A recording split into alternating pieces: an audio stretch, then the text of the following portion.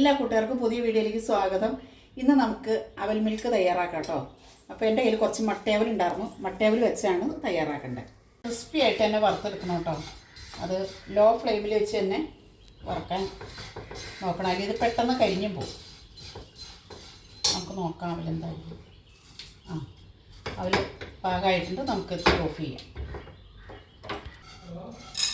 നമുക്കതൊരു പാത്രത്തിലേക്ക് മാറ്റാം.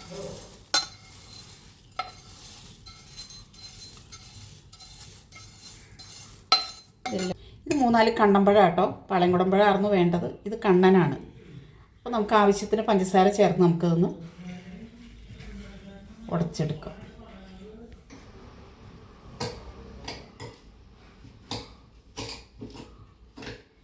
പഞ്ചസാര കുറച്ച് തരി ആയത് കാരണമാണ് ഞാൻ ആദ്യം ഇട്ടത്. അത് ഇതിൻ്റെ കൂടെ മധുരത്തിന്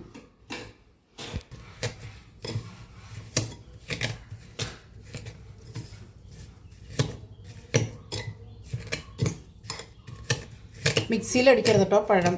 അത് ഒരു സ്പൂണോ വെച്ചിട്ട് ഫോർക്ക് വെച്ച് ഇങ്ങനെ ഉടച്ചെടുക്കാനേ പറ്റുള്ളൂ. അല്ലെങ്കിൽ മിക്സിയിൽ വെച്ചാൽ ഇങ്ങനെ കുഴഞ്ഞൊരു പരുവായി പോവില്ലേ.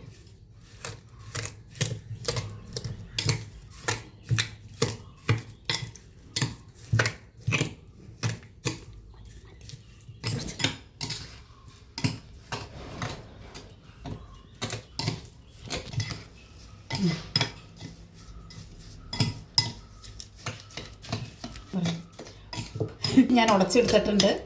ഇനി ഇതിലേക്ക് കുറച്ച് പഞ്ചസാര കൂടെ ഇട്ട് കൊടുക്കാം.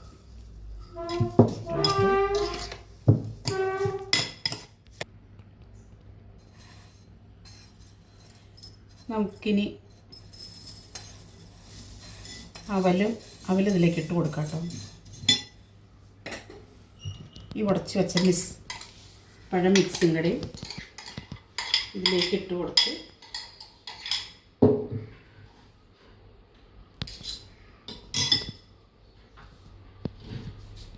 അല്പം നമ്മളിതേ വറുത്ത് വെച്ചേർന്ന കപ്പലണ്ടിയാണ്. കപ്പലണ്ടി, കശുവണ്ടി, കാഷ്യൂവും കൂടി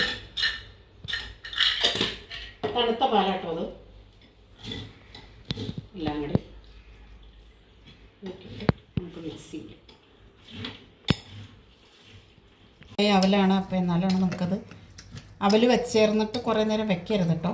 കാരണം വെച്ചേർന്നത് അവൽ കുതിർന്നു പോവും. ഇതെല്ലാം കൂടെ നമുക്കൊരു ഗ്ലാസ്സിലേക്ക്